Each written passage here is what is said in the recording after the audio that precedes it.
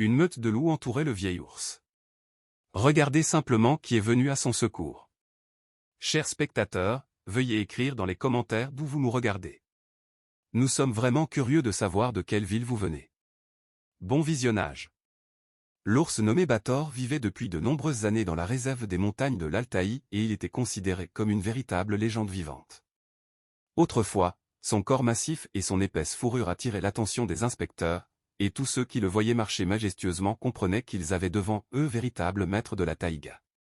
Ses yeux bruns regardaient avec calme et intensité, et sa démarche puissante tenait les lynx et même les loups à distance.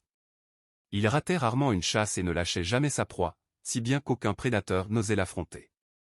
Cependant, les années ont impitoyablement fait leur œuvre, et peu à peu la force a commencé à quitter chaque muscle de Bator. Son pelage autrefois brillant s'est aminci et terni, ses puissantes épaules se sont affaiblies et ses mouvements sont devenus lourds et lents. Chasser devenait de plus en plus difficile, car sa vitesse ne lui permettait plus d'attraper des proies rapides. De jeunes mâts ont pris le contrôle de ces anciens territoires, et Bator s'est retrouvé seul face à l'arrivée de la vieillesse. De petites blessures apparaissaient de plus en plus souvent et cicatrisaient mal. Les caméras automatiques le capturaient de moins en moins sur les sentiers forestiers, et seuls les anciens racontaient encore les légendes de l'ancien maître de la forêt. Amaigri et ébouriffé, il traînait ses pattes contre le vent glacial, mais ce qui le tourmentait le plus était la peur constante d'attaque d'autres prédateurs. Les loups, qui autrefois tremblaient devant lui, avaient désormais compris que le vieil ours était devenu faible. Il surveillait chacun de ses pas, attendant le moment idéal pour frapper. Plus d'une fois, Bator fut obligé de rester caché toute la journée dans des fourrés épais pour échapper à leur poursuite incessante. Dans la réserve, il y avait un inspecteur nommé Arlan qui éprouvait une affection particulière pour Bator. Il observait sa vie depuis qu'il était jeune et plein de force, notant chaque moment important de son existence dans son carnet de terrain. Même lorsque l'animal s'est affaibli, Arlan ne l'a jamais perdu de vue, l'observant silencieusement et prêt à aider si nécessaire. Pour lui, cet ours était l'âme des montagnes, une créature qui méritait le respect jusqu'à la fin de ses jours. La moto tout-terrain d'Arlan roulait souvent sur les pentes rocheuses dans l'espoir de retrouver Bator. Et plus d'une fois, il l'a découvert amaigri, au bord de la mort. Chaque fois, Arlan hésitait, car une intervention excessive pouvait perturber les lois de la nature. Mais la compassion ne lui laissait aucun repos. Il informa d'autres spécialistes de la conservation et organisa une action coordonnée pour être prêt à aider si nécessaire. Un jour couvert, Bator avançait péniblement le long du lit rocheux d'une rivière, épuisé par plusieurs jours de faim. Chaque pas était un effort et sa respiration était difficile. Soudain, sur la pente, une meute de loups apparut.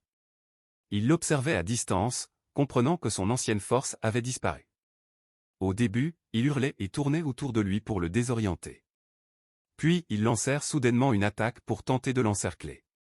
Bator essaya de s'enfuir vers les buissons, mais ses jambes ne lui obéissaient plus. Il ralentit et s'arrêta, et à ce moment-là les loups profitèrent de sa faiblesse. Leurs crocs laissèrent de profondes blessures sur son corps, et son faible grognement ne pouvait plus les effrayer. Heureusement, Arlan et le groupe de patrouille se trouvaient à proximité et remarquèrent ce qui se passait juste à temps. Voyant que l'ours était encerclé, ils dirigèrent immédiatement le véhicule vers lui. Surpris par l'apparition soudaine des humains, les loups hésitèrent un instant, et l'inspecteur, sans tenir compte du danger, tira un coup en l'air avec un pistolet lance-fusée pour protéger la vie du vieil ours. Incapable de résister à la pression des humains, la meute se retira rapidement. Bator resta allongé, respirant lourdement et ressentant la douleur dans tout son corps. Le personnel de la réserve se précipita vers lui et examina soigneusement ses blessures, s'assurant qu'il était toujours en vie et que les blessures n'étaient pas mortelles. Ils décidèrent unanimement que Bator devait être transporté d'urgence dans un centre de réhabilitation. Au centre de secours, l'équipe de vétérinaires fit tout son possible pour soigner l'ancien maître de la taïga. Les blessures furent soigneusement nettoyées et traitées, et on lui administra des vitamines pour lui redonner des forces. Au début, Bator était effrayé et tendu, mais peu à peu il comprit que les personnes autour de lui ne voulaient pas lui faire de mal.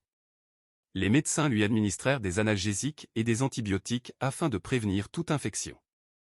Cependant, son corps était épuisé et la récupération était lente. Les spécialistes ont conclu qu'il était trop faible pour retourner à l'état sauvage.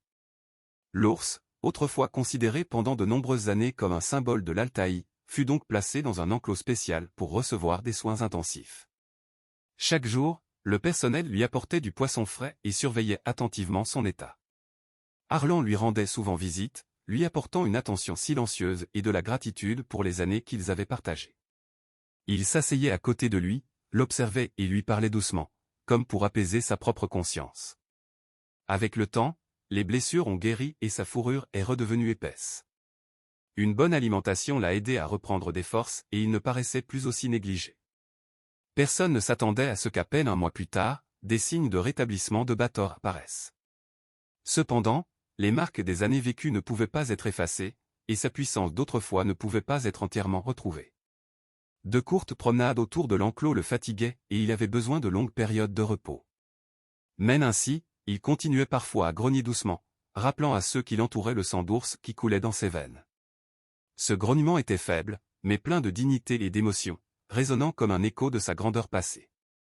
Beaucoup de personnes, en entendant parler du sauvetage de l'ours légendaire, ont commencé à visiter le centre pour le voir. Elles écoutaient l'histoire de ce voyage difficile, de la vieillesse et du salut. Et tout le monde était touché par la vue de Bator, qui n'était plus aussi majestueux qu'autrefois. Arlan s'asseyait parfois à proximité, se souvenant des jours où la bête parcourait librement les gorges couvertes de brume.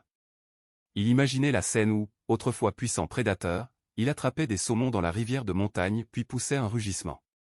Les alentours résonnaient puissamment, comme s'il conquérant les rochers et le ciel. Maintenant, tout cela ne restait que dans les souvenirs, et devant lui se tenait le vieux maître fatigué de la forêt, essayant de vivre ses dernières années avec dignité. De nombreux visiteurs venaient et prenaient des photos pour attirer l'attention sur la protection des espèces rares. Tout le monde comprenait que la vieillesse et la cruauté de la nature sont inévitables, mais que la bonté humaine peut adoucir une fin tragique. Chers spectateurs, que pensez-vous de cette histoire? N'hésitez pas à partager votre avis dans les commentaires. Et si vous avez aimé cette vidéo, laissez un like et abonnez-vous à notre chaîne. Au revoir.